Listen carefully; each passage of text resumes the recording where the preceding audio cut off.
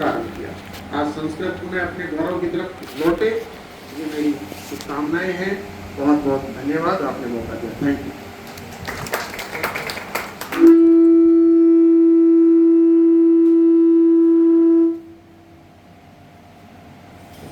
आभार सर, आपने संस्कृत को संस्कृति से जोड़ा है और एक सूत्र भी अक्सर चलता है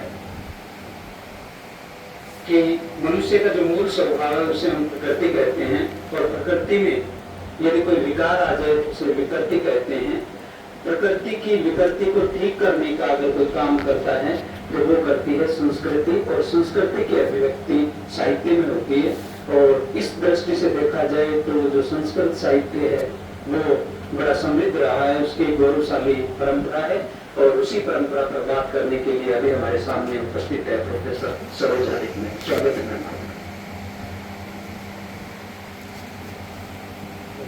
हेलो, आदरणीय अध्यक्षा जी, सम्मानित मंच, सम्मानित सदन, संस्कृत दिवस सभी को बहुत बहुत शुभकामनाएं। संस्कृत विभाग का साधुवाद आप ये आयोजन कर रहे हैं। वस्तुतः ये आयोजन हम सभी की ओर से भी होना चाहिए, क्योंकि कहीं ना कहीं हम भी भारतीय अपना दायित्व मानते हैं कि संस्कृत हमारी भी भाषा है। मैं तो संस्कृत की विद्यार्थी रही हूँ, स्नातक तक मैंने संस्कृत पढ़ी और सबसे अधिक अंक भी इसी विषय में आते हैं। सबसे अधिक विशेष योग्यता 11वीं क्लास, हमारे समय में 11वीं तक होता था, 11वीं का बोर्ड, डिस्टिंक्शन आई थी संस्कृत में, और ये तक सब कुछ बहुत बढ़िया। मेरी परसेंटेज में संस्कृत के अंकों का बहुत बड़ा योगदान था, लेकिन मैंने राजनीति विज्ञान विषय लिया क्योंकि रुचि वहां ज्यादा थी। ज्ञान इसका ज्यादा था लेकिन रुचि उसमें ज्यादा थी, क्योंकि उसमें बहस करना बोल थी। तो संस्कृत की ऐसा विषय जिसने मुझे बहुत अंक प्रदान किए और बहुत ज्ञान दिया। संस्कृत लेते हैं तो आपको किसी भी भाषा की व्याकरण समझ में आ जाती है, क्योंकि संस्कृत ही सब भाषाओं की जननी है। और इसका व्याकरण,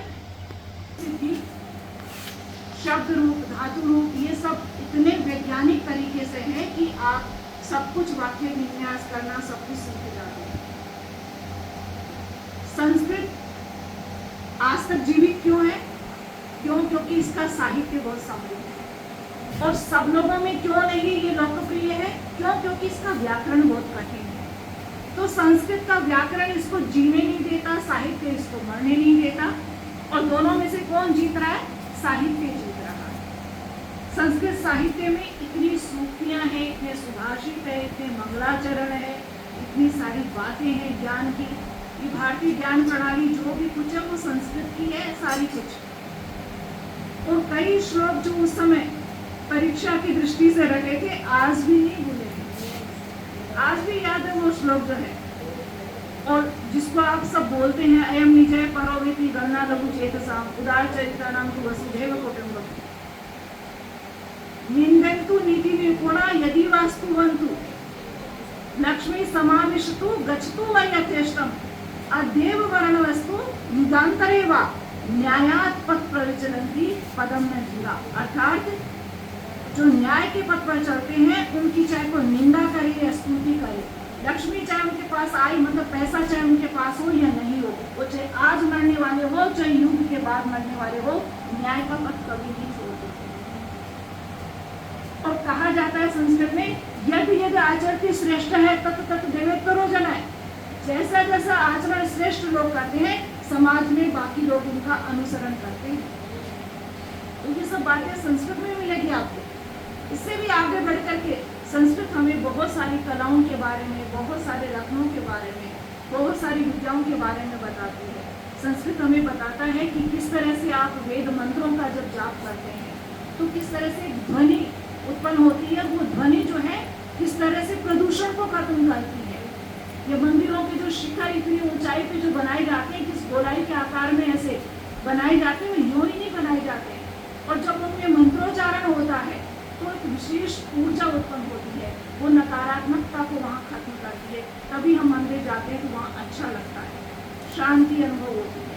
तो यदि कोई शांत प्रकृति का स्थल हो, कोई प्राकृतिक स्थल हो और वहाँ वेद ऋचाएं, संस्कृत के श्लोक, इन सब का यदि सस्वर गान किया जा रहा हो तो वो जो दृश्य होता है वो अनुपम दृश्य होता है।